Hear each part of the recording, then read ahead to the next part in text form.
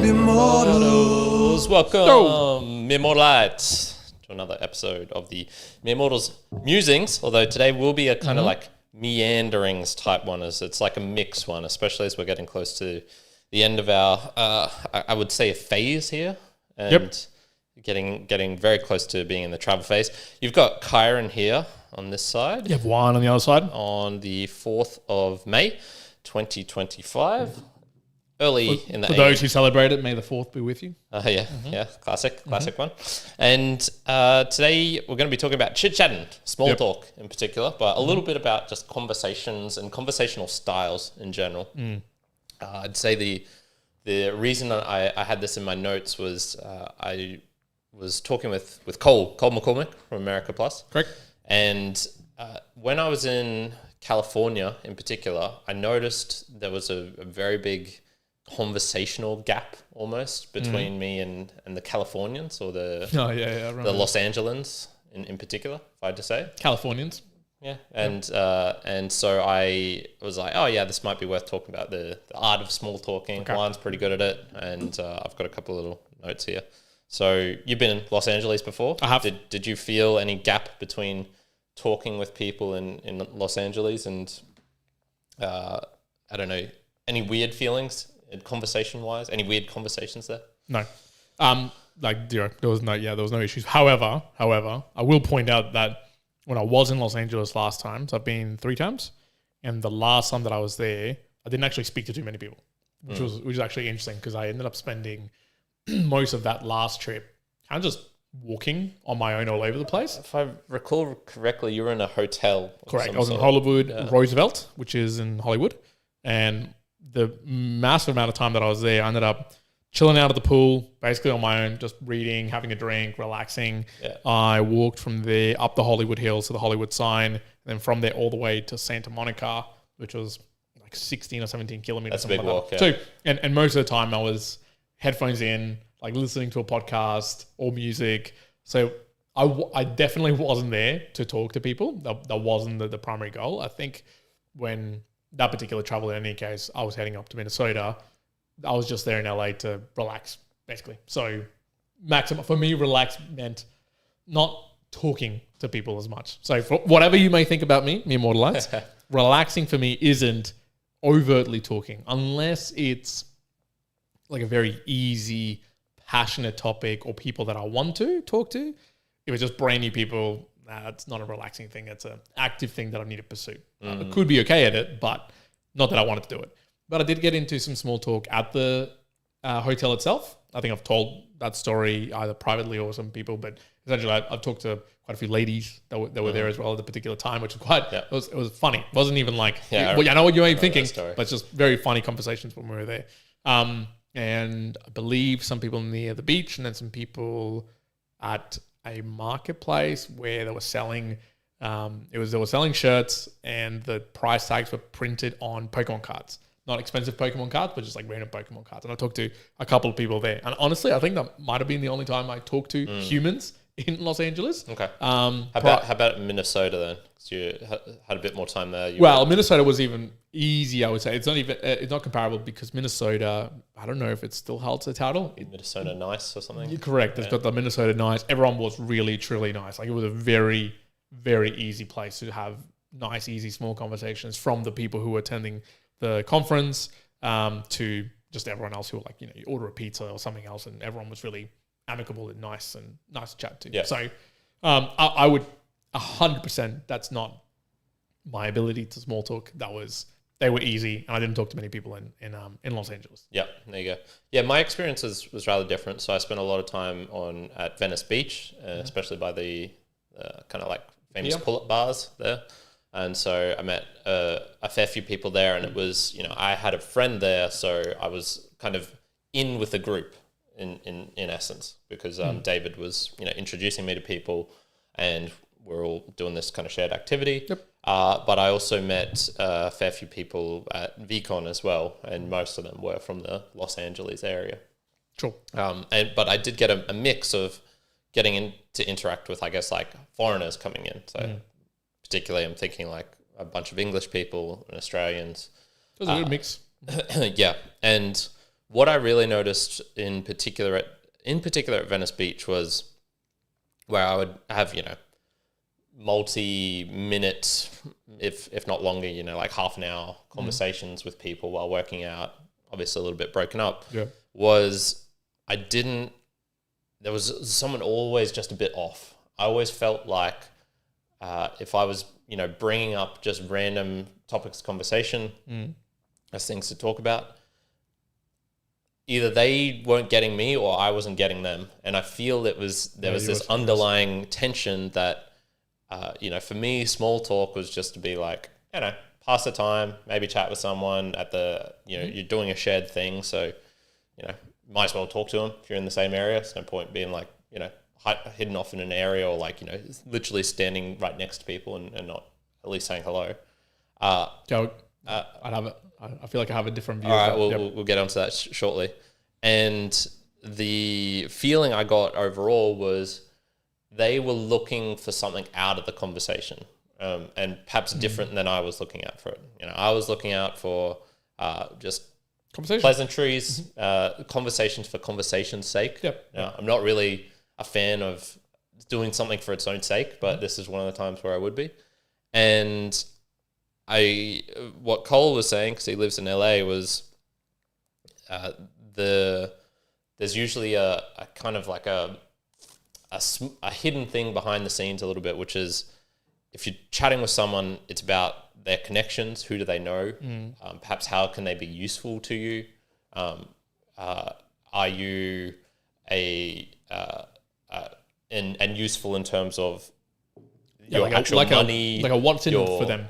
Yeah. And if I had to guess, I'd say it's just due to the Hollywood industry around there. And this was similar vibes actually of what I got from when I was doing promotional work here in Australia. And I was mixing with some people who were trying to be actors and things like that.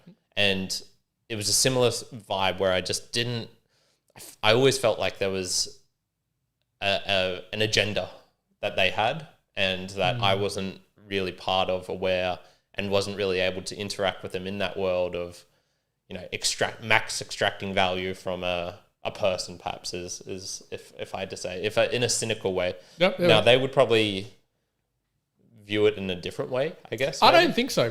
No. I don't think so. I've got an interesting story that happened recently. Okay. Yeah, hit me up. So here in Brisbane, there's a space called Felons. It's a big space where you can have some drinks. The Howard Smith Wharves is actually the overall thing, but there's a space called Felons. So I was there, and a Californian approached me. Okay. Now, he mistook me for somebody else. He'd be talking to a Brazilian couple, but he'd be talking to a Brazilian lady previously. And he thought you were a Brazilian lady. He thought I was the guy because he only saw him far away, and they also had a kid, so he mistook me because I was playing around with my daughter. But he came over and he said something, and I was like, he asked me like, oh, so do you think it's quite a good price to live here? Which I was like, well, weird opener, mate. Yeah, but okay, cool. I was like, I don't know. Blah, blah, blah. And I kind of started engaging with him in a small convo. And that's where he paused. It was like, wait a minute, didn't I just talk to you? And I was like, nah, man. He was like, oh, man, so sorry. Anyways, he was from LA, originally, Californian. He was an older guy, like 50-ish years old. Became uber successful in Hollywood. Went up the ranks, was quite high up. He was telling me a few people and stuff that he worked with. What's the guy from Entourage? If you ever watch Entourage, the guy... I only know one guy, and that's Ari Shafir. Yep, so he worked with Ari and a few other people. I don't know if he was the manager or something like agent or something related to it, but he was very, very close to that space. But as he kind of like went up the ranks and whatnot, and then you get to a point where he was like, I'm sick of dealing with California. Well, he was saying, I'm sick of dealing with people in Hollywood who just want transactional conversations, and it's all about. Okay. So he left LA. He was like, fuck this. I've already got enough money. I want to do whatever. Went to Brazil, lived there for 25 years, found like a partner, married, and now he travels the world basically wherever he goes. So long story short, met him in Brisbane. But what was interesting one, so it was a really good, like small little conversation about just kind of whatever. He wasn't coming at it from a real transactional space. I guess he wanted to know in the end what the lifestyle cost was in Brisbane for his own personal benefits. Sure, yeah. But he himself called out that at least Hollywood, but I would probably say maybe California or LA in general, he was over the transactional value or conversations. And that was 20-something years ago. So, I can only assume it has continued to be that way. Maybe gotten worse, maybe it's the same. But So whatever, 2000s to today sounds like a kind of shitty situation from a interaction perspective. So yeah, I validated that from a conversation that sort of came up recently. They themselves, I think some of them go, nah, F this, I don't want to do this. Yeah. And the thing with that was the people I was chatting with weren't trying to be actors and things like that. They were just, I don't know what a lot of them did for jobs, random stuff. If they're working out at the calisthenic bars on a Wednesday at just after midday,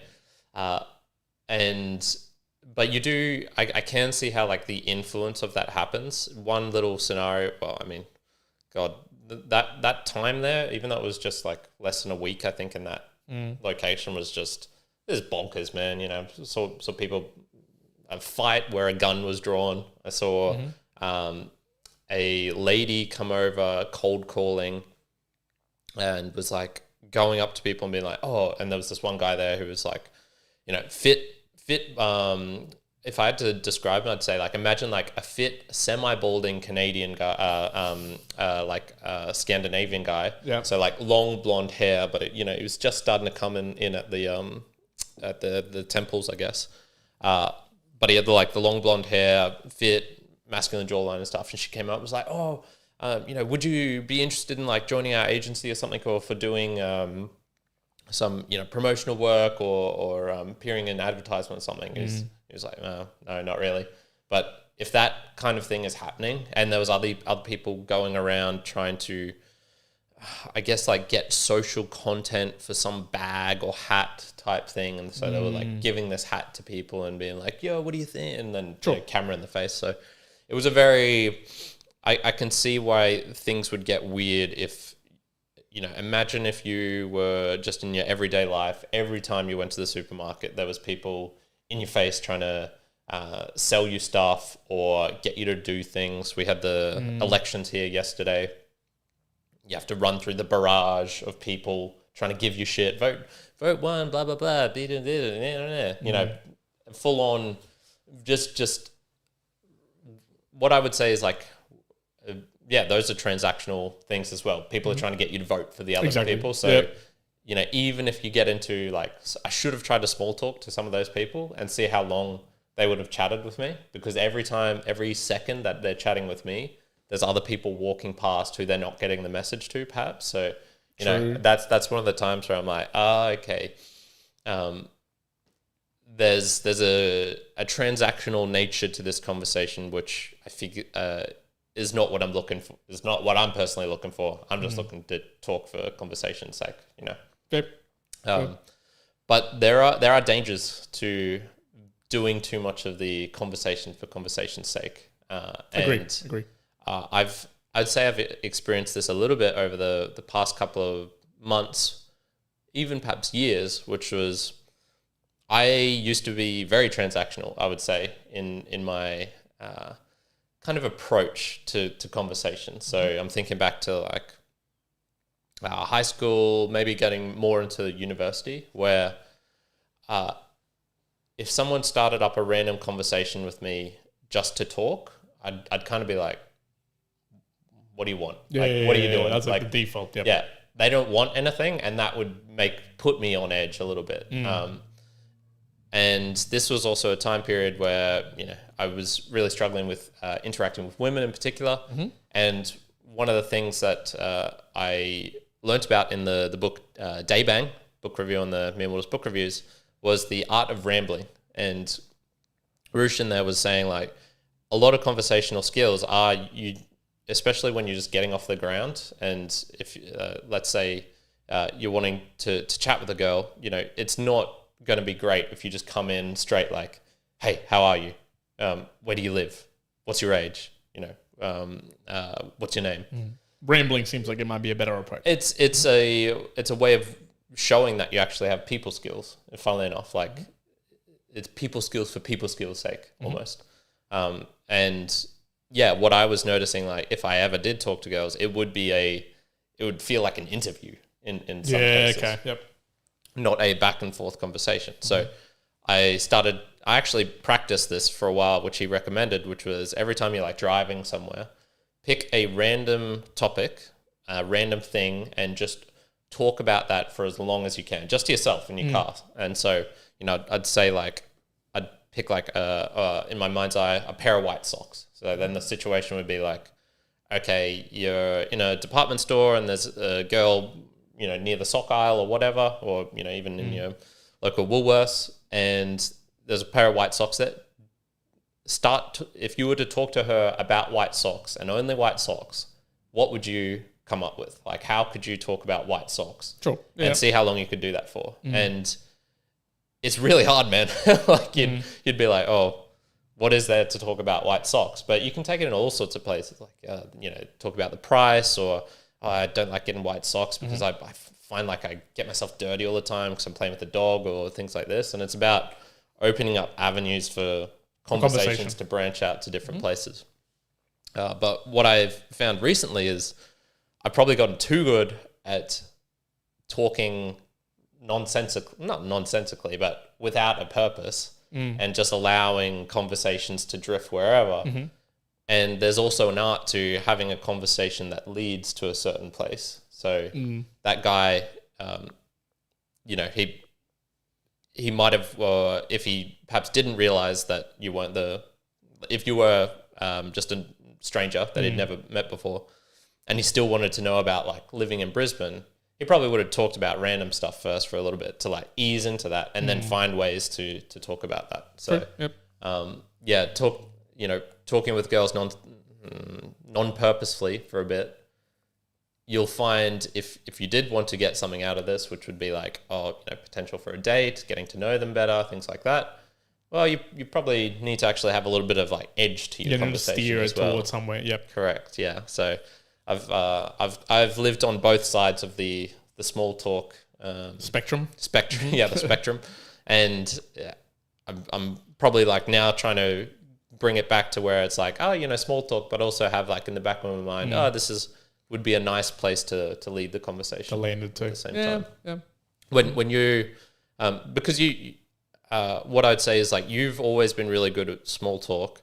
I remember during COVID, you'd small talk with people who you were working with and you were their boss, was the kind of situation. And you'd be asking about their weekend, about their kids, very small talk things. And I would remember hearing you and just being like, this is so shallow. Like, one's just asking all this random stuff. And I'm pretty sure he doesn't give a shit about I'm pretty sure he doesn't give a shit about these people kids. Could be wrong.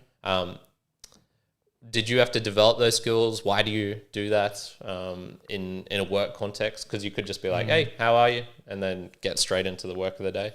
Yeah. Again, I think it always stemmed from like the more and more I recognize, I think all of that, I reckon I picked up when I sort of first came to Australia and just watching people.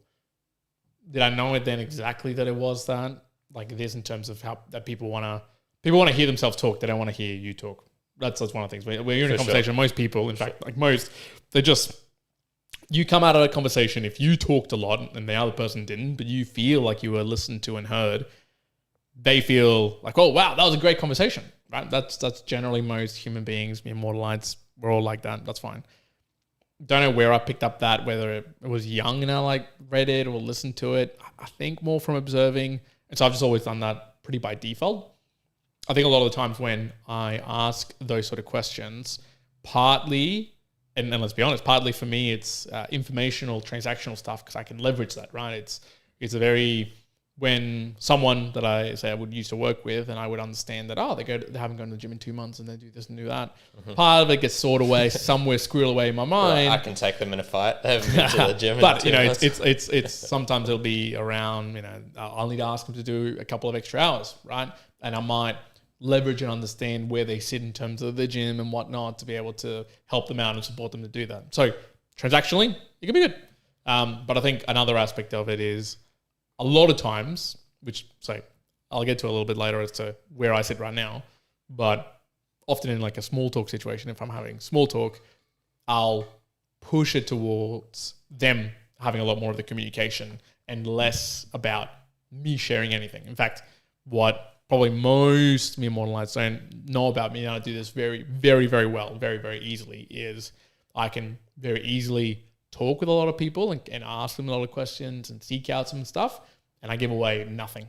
Like I'll give away basically no information. So I would really, really guess that in a lot of the small talks that I've ever had, I will only ever share the sliver of information I want to share. Okay. You would have to be a master of conversations with me to get out something that you wouldn't want to get out of me. Like that is a very hard ask. Whereas I think it's just my default nature to ask questions and inquire and open up to share some things. So that just happens by nature with me. That's fine. I never thought about that. And I think, years ago, I think small talk for me was great. I would do it in a lot of contexts. Sometimes it would be transactional in nature and, trying to get some benefits that come out of it. A lot of the times if I'm in locations or just talking to people, it would just be for fun. Like I do enjoy small talk especially when I can hold the power in the conversation. And by that, I mean just hold control, drive it wherever I want. That's usually the case. I enjoy it.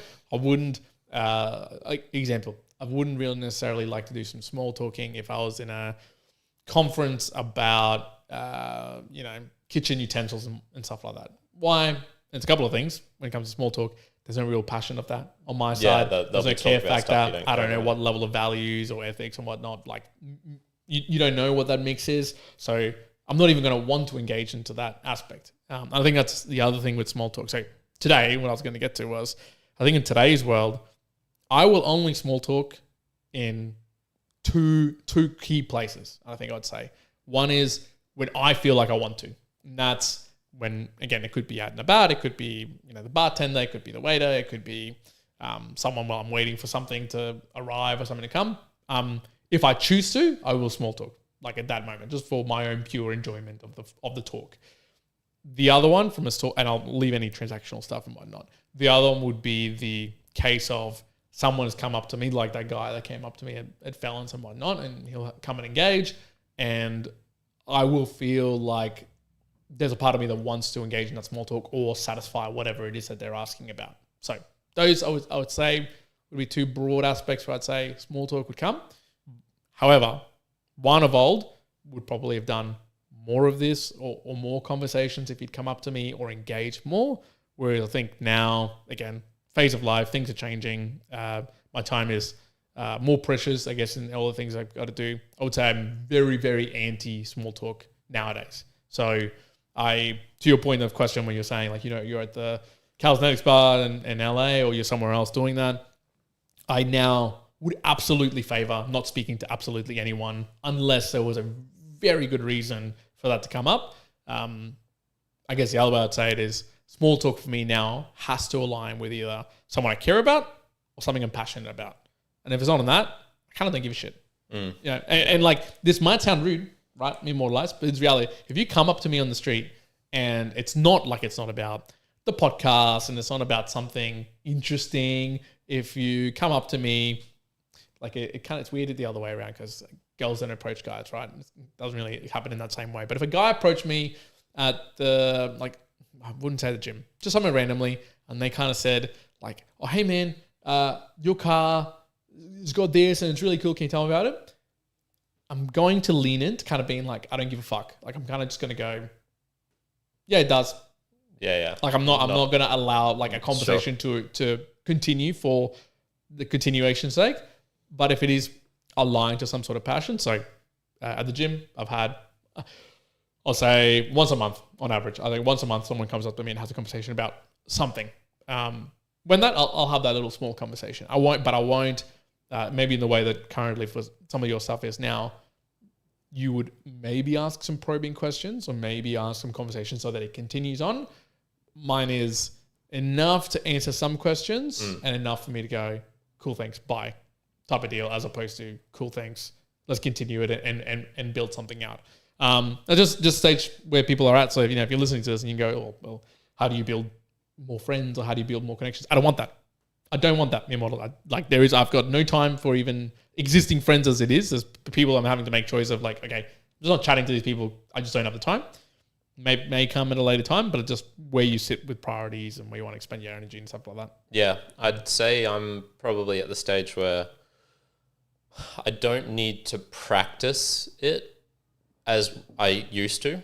So I'm probably still, it still takes me a bit to warm up, I guess. I'm not, I wouldn't ever call myself charming, but out of the box, I'll still be like a little bit slow. But after I chat with people for maybe 2 days in a row, then I can kind of ease into small talk really quickly. Sure. And I'm thinking, at the grocery checkout when that person's the cashier is doing all your stuff through, and you've got maybe like 5 minutes while they're bagging stuff, and you can chat at the same time. I don't need to do that, but for me, it's still like I'll still do this, but it's probably about half the time now. Half I'll be like, you should say something, Karen, just like get the groove on and things like this. No, I get that. What I've noticed for myself particularly is the gym now, because I spend so much time there, and I've been there for like 7-8 months now. Over that time, it's getting to the point where I'm like, I probably know a bit too many people here now, because they'll come up. Actually ask you something interesting about that, because Karen there's 2 Total Fusions here in Brisbane.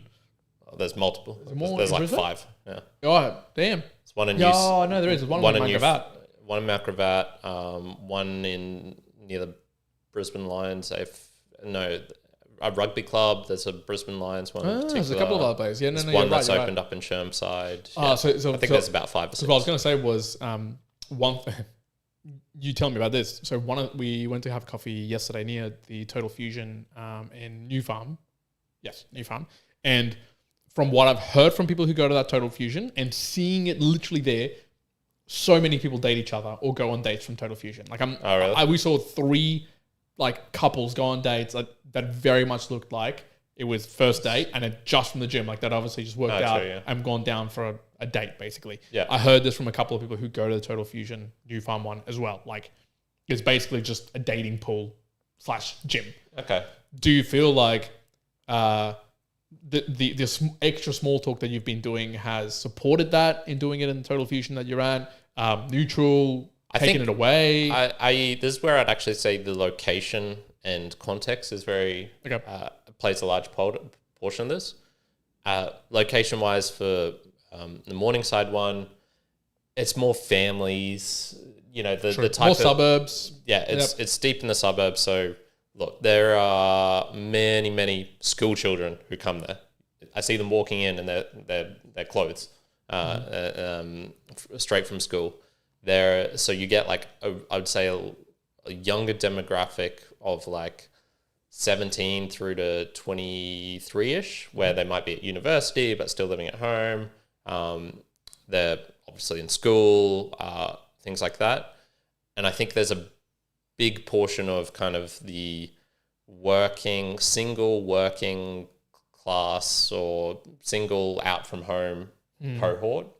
Because then the other aspect you then get are people there who all have partners, and they're like in the age range I guess I'm looking for, which is mid-20s to late 20s, something like that, and they're all taken. And that's because they bought a house out there, things like this. So no, you don't get that aspect at the Morningside one. So there you go. Maybe there's a valuable place where context-wise where you spend your small talk. Yeah. Or whatever benefit it is. Yeah, I think so as well. If you're going around to, old people's homes to chat, that's probably like a really good place to practice. Yeah, not a good place if you're going to pick up probably. Unless you're into that. But that'd be a good place to practice because they just have tons of time. So that'd be, small talk would be amazing for them. They would love it. But if you try and do that on a busy street somewhere, or in a office context, people might not give it time. They're like, I gotta work, man. Like I can't chat with you for half an hour about random shit. So yeah, it's very dependent on that. And I've heard also the location can be very different as well. The Morningside one is great for small talk, I think, for small talk's sake. Yep. Because it's like real wide open area. You can see everywhere across the gym. So you're going to see people all the time. And things like this. I've heard the New Farm walking around, it's a lot smaller. There's multiple different levels. So that I think would make it a little bit harder in some respects. But then there's also more of a wellness area where probably that'll happen. So yeah, lots of different things going on. We'll do a little bit of a Boostagram Lounge and then maybe just a little bit of a free for all at the end. Yep, I think so. I'll get some Karen trouble just to go do the Boostagram Lounge. Go to step out of the way. Juan's busy. He's fighting fires today. Whole time he's been here, he's been fighting fires. So the Boostagram Lounge, for those who don't know, is the section where you can help support the mere mortals in many different ways: time, talent, and treasure. So I'm just going to look in here. I don't remember seeing any coming in. Oh, no, I lie. We've got the late bloomer actor who was streaming some sats in, as well as I believe Lyceum was also streaming some sats in towards the mere mortals this last week. So, and that was via True Fans, and that was for the monthly goals. So thank you very much for that, Mr. Late Bloomer Actor. It's very much appreciated. If you want to do that, meremortalspodcasts.com/support or meremortalspodcast.com/support should hopefully take you to the same place soon. I was messing around with the DNS servers and... I can still see that the old website's still coming up. Yeah, so it was going to stay up for a month and then it would convert into like some Wix branded one or something, and it would still be there. But I'm trying to change the service so it will direct us to the new one. Okay. I'm not sure I've done it correctly, or if it takes... all this stuff takes time. Where have you changed it at? Have you changed it at the Wix side, or have you changed it on the hosting side? I changed the actual domain is now in Namecheap under my account, and so I have access to the name servers, I think they're called. So I have done that. Whether it'll actually come through immediately or soon, or should be if immediate. I have to should be very quick. Yeah, should be very quick at those things. Well, no, because transferring it from Wix to the other one took more than a week. So right, okay, a whole bunch of things. The only thing I know was with the website, or like the DNS spacing. It's a DNS, and then there's like you got to realign the ports as well, like all of the little that's fields and shit like that. I think those are called name servers. Anyway, meremortalspodcast.com/support, and there's some areas there. Grab a modern podcasting app, and you can help support us out financially. Good. This is where we call out people who have done that.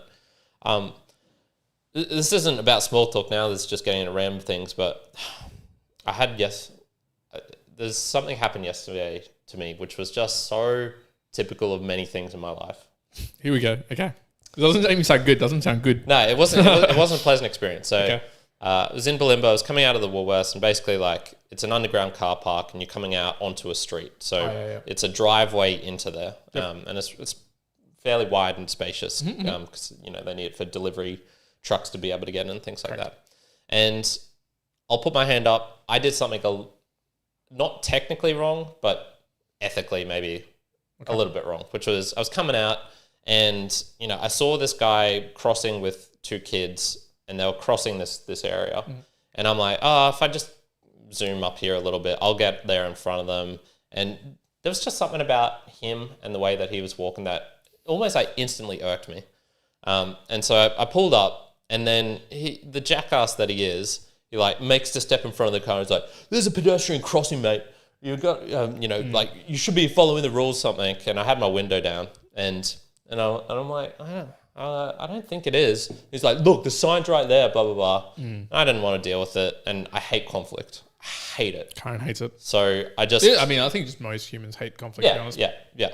But I'm certainly, I would say, even more than the normal person. So I just pull out, and I'm like, fucking idiot. And then it's like, I'm angry at myself because, he's right. And then I'm angry at him for like putting me in that situation. I'm angry at myself, putting myself in that situation because, I should have just let him cross in front with the little kids. And, kind of like stew in my mind about that for the ride home, 5-10 minutes, whatever. Get home, and then I'm like, trying to talk myself out of it. This is kind of cathartic in a way as well, just talking about it.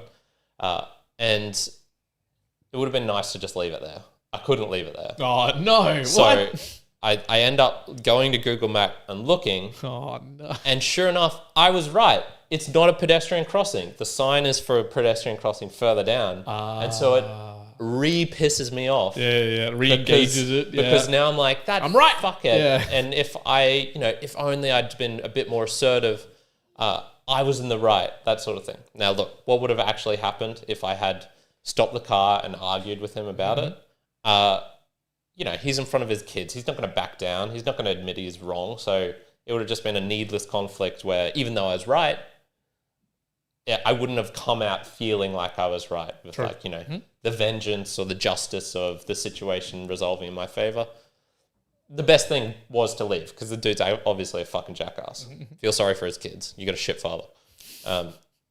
But there's so many emblematic things to me that the conflict avoidance, the stewing on it, the rechecking even though I didn't need to, the being right, I was actually right. All of these things just kind of, it's not related to small talk, but it's certainly about like conversations and the type of conversations you can have. Yeah, fairly.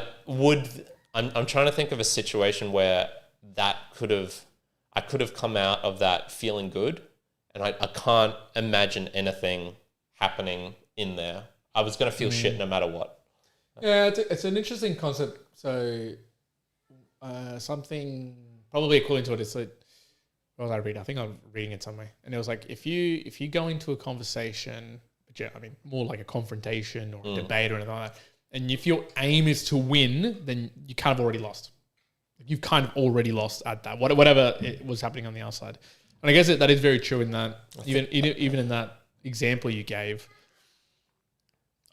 I can only put myself in that position. If kind of that happened, my default and thinking with that in mind is actually just going, yep, cool, sure, and letting them go is kind of like the better outcome.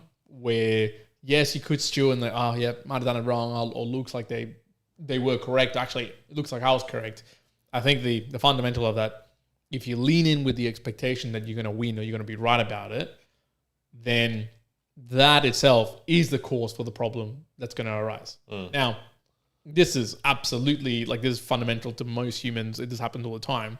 Like I would say, I engage in lots of conversations where I know I'm going to be right, let's just say, and there's going to be a few percent in there that I'm going to be wrong, and not in 100% of them do I then go like, yeah, probably should let it go. There's a few there that you're like you kind of like lean into it. But I think in general, the more us as humans can engage in those small talk or conversations or engagements as general, and you avoid going into it with, if it starts getting heated, like you want to win, but you have to be right, and some in business terms, you're triangulating to the truth. In other terms, you're just, seeking to, find out or learn or whatever it may be. I guess you steer away from, the negative connotation that if you're wrong, I guess, which I guess happens to generally immortals, is just you kind of want to be right, or you don't want to be seen like, oh, you got this wrong, or you were in the wrong. Yeah. There's a meme. But it's challenging. There's a meme which is kind of like, my toxic trait is thinking I can change people's minds via, data and reasoning. Humans are not rational beings. We're emotional beings. That's always apparent, especially when things are tough and it's like a hard conversation or people are agitated. Show them whatever data you want, or be as rational as possible. Ain't going to help. Everyone's going to be emotional. And I guess it's how much in those circumstances you care about being right. Take it in a positive way. If you're having a great interaction with a girl, right? And, she says something along the lines of, yeah, you know what? The capital of Australia, Sydney, is like really, really cool. Yeah. And then you start being like, it's actually Canberra. Yeah. But I think it's Sydney because it's Canberra, right? Part of it in that small conversation is, but she's wrong and you want to show her that's right. In the end, who's benefiting? Like what's the benefit there of proving that you are correct? And let's make it you could do a more complex scenario, right? Like if someone says like, well, what's 1 + 1? It's 2. But what happens if, it's contextual, right? What if it's different? Go back to Terrence Howard. I think the one that people say, like, if 1 + 1, if it's one chewing gum plus one chewing gum and you chew it in your mouth, how much chewing gums do you have? Yeah. What about one times 1 equaling 2? Yeah. So there's all these, there's this thing about trying to prove someone that it's wrong. But again, if that's the outcome, then that's the outcome that you go down the path, and that might create some negative things at the back of it. But if your outcome is to have the small chat, have the small conversations, maybe come away positive with whatever relationship, sometimes it's actually not beneficial for them to be for them to be right and just object to it and go, okay, cool, whatever you can believe, that's fine. I've got a different feeling. Move on. I'd say a mark of someone with good conversational skills is being able to leave things behind. You know, you think of the funny joke and you're trying to think of like, how can I fit this into the conversation? And it's already moved on. So it's like the best thing there. It's not try and bring it back so you can then say the joke. It's to let it go. If someone's got, you know, very different opinion regarding politics, regarding, you know, sex. Another example, when I was out at this, maybe I was mentioning it beforehand. Girl from the gym went out to her birthday party. You know, we're getting late into the night. There was 4 of us left.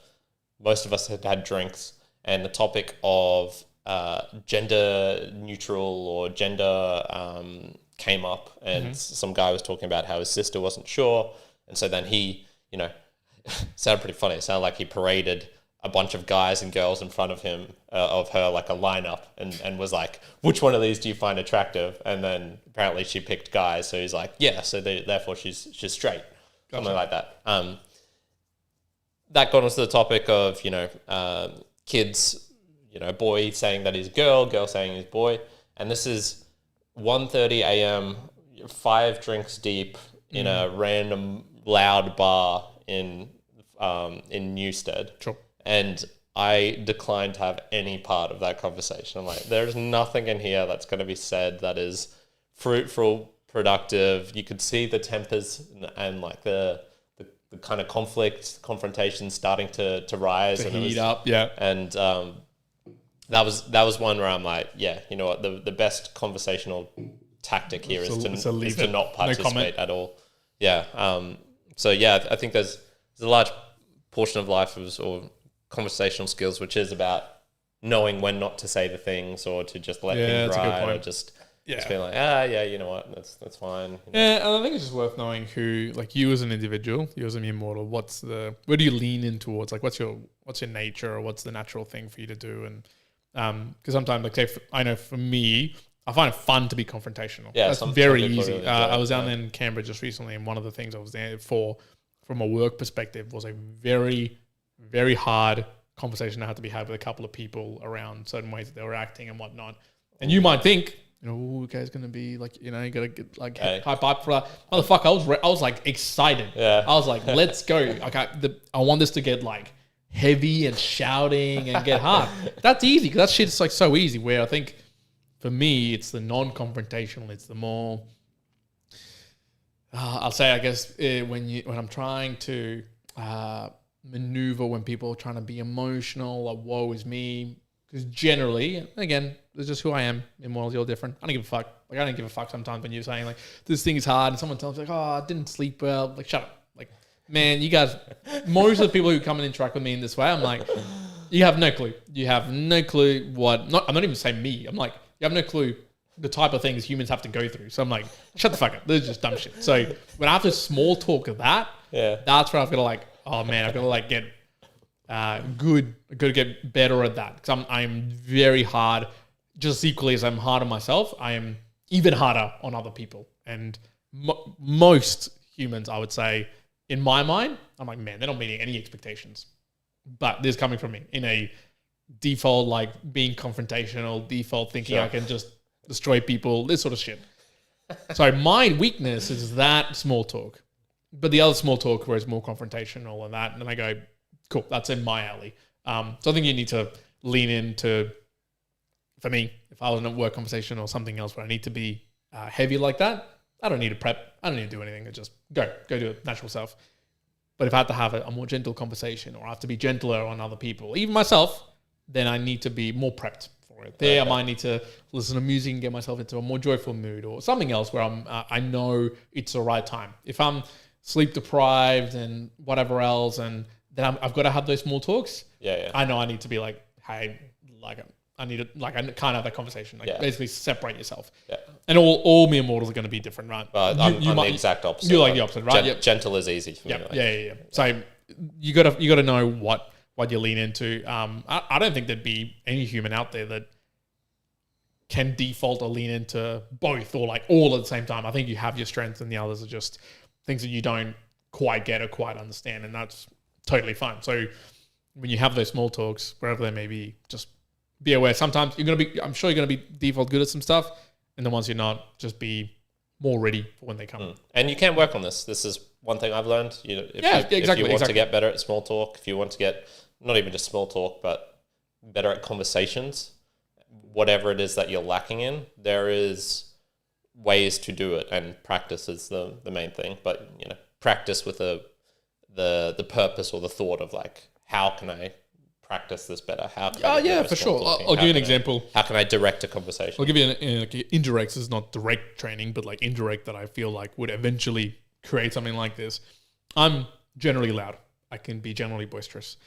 If I was to think like, how would I help my daughter be more confident, or voice herself, and as she grows up older, and I go, yes, I could imagine like these skills and training that I might be able to do. But one of the default things I do, again, kind of like unconsciously, but then she also acts out, is both of us are really loud in public, like really, really loud. Yeah. And sometimes you hear the commentary about like, you're out here and you should probably be a little bit quiet. We scream, like scream at like the shops and whatnot. So, she'll start singing like Twinkle, Twinkle, Little Star. So I'll join in with her, and then she'll get louder and I get louder. Man, the middle, people are like staring at us. We don't give a fuck, right? So I think you can be indirect and force that sort of stuff, especially when you're younger. Fuck it, do it.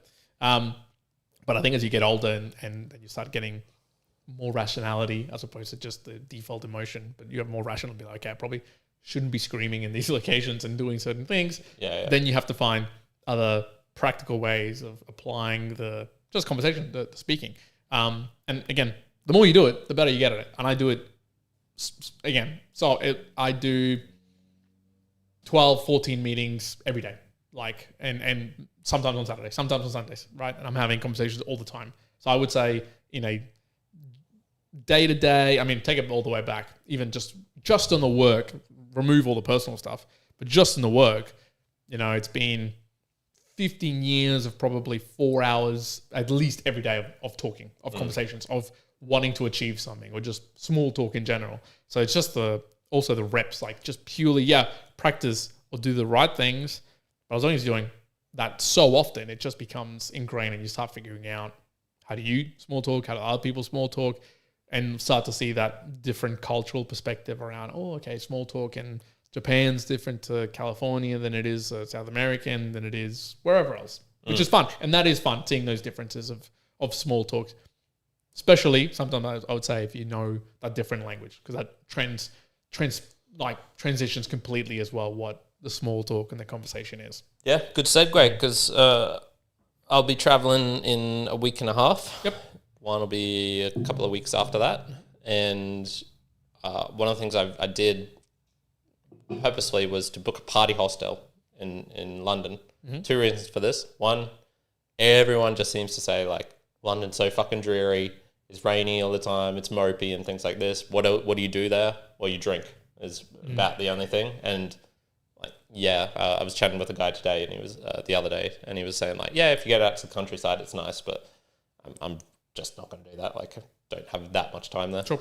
And the other one was like, I want to start off the trip like in a kind of like exciting, doing thing type of mood. But I'll be hanging out with German people. I'll be hanging out with like a Peruvian girl, Colombians, all the people at your wedding, old friend from ages ago who I haven't seen 7+ years. All these sorts of things are going to be, exciting, interesting, and it's going to require my tip-top conversational skills. So I have actually been purposefully chatting more in these last 2 weeks, particularly at the gym, to kind of like prep myself to go in a little bit more like that. So that'll be interesting. Yep. 1 more week of the normal scheduled podcasts. We'll do monthly goals and another musings next weekend. Monthly goal, fuck. Oh man, our monthly goals, we're just doing them earlier and earlier. But this is there any point? Well, honestly, I think we just touch on them very briefly. I think we'll do a very short one of monthly goals next week, and then we'll do the worthwhile. Well. Yeah, okay. I think it's still worthwhile. Okay. So I think we'll do that, and then Karen will. The monthly goals will be. I feel it'll be like monthly. Goals is a strong word. Monthly. not ambition, monthly happenstances. Yeah, Is probably what because it's going to be very low. So we're going to be very low. Don't get too excited about what's going to come from those ones. So next weekend, and then what date do you leave again? We leave on the 26th. On the 26th. So if you want to do a live one on sometime between the 22nd to 26th, I might be able to do that as well. I'll be in Hamburg and in a hostel, so I might be able to find a location there where we can do that. So perhaps one then, and then there's going to be a big gap once Juan's traveling. We're not going to meet up until around his wedding time, so around mid-June, and we'll do one then live together, perhaps with Joseph as well, probably with Joseph. And then it's going to be really hard for the rest of June, early July. When do you get back? End of June. Like July. July. Yeah. So maybe in July we'll be able to have some more live ones again. Yeah, where I'll be in Europe and Juan will be here. But expect some pretty big gaps coming up in the schedule. There will be a lot pre-recorded stuff though. So there'll be quite a few pre-recorded stuff that will come out through that time. So even on the book review, correct. So even on book review side, I've got 5 recorded now. Okay. I've got to edit and just schedule basically. So it'll be that, and then on the Immortal side of things, there'll be 3 that I want to record. So I'll be recording them and then releasing them basically on the time that we'll be away. So yeah, they won't be live. There'll probably be might be like a week or 2 gap in there in the whole time that we'll be away, but there'll be some stuff that comes out from the mere mortals in any case throughout the time. Cool. So that'll be that. I think we'll leave it there. I don't think there was any comments on the YouTube, by the way. There was quite a few people live though. There was 8 at the last check. Okay, nice. Yeah, one thing that has been encouraging just from our side, I guess, is we don't really look at statistics much, but even just this last month or two, the audio download numbers, for example, have been pretty decent considering we haven't put out as much things. So it's very, very much appreciated. Everyone tuning in, joining in. We do see you there. And thanks for participating in the Mere Mortals. I'll be finishing up the Mere Morpheus season 1, not tomorrow, but the next Monday. Okay, cool. Got everything you wanted out of it? Yeah. It's been good. It's been good. So like these last couple of episodes have kind of been half Morpheus, half just general AI things that I wanted to talk about. It forced me to do the deep dive that I wanted to do. So and so it kind of felt like it had a purpose. Yeah, like you were getting something out of it in any case, no matter what. Correct. So pretty good. Would have been nice if it kind of like kicked off a little bit more, but that's all right. Can't aim for that. As long as you get the outcome that you want from your side, then if it comes, it's like awesome. If it doesn't, it's like, let's put that together. I'm satisfied. Very satisfied. All right, Immortalites, we'll leave it there. Thank you very much for joining wherever you are in the world. Again, support in all of the various ways. Subscribe, comment. Time, talent, treasure. Reach out to the social medias, all those sorts of things. Correct. For now, Immortalites, one out. Karen out. Choo. Bye. Good.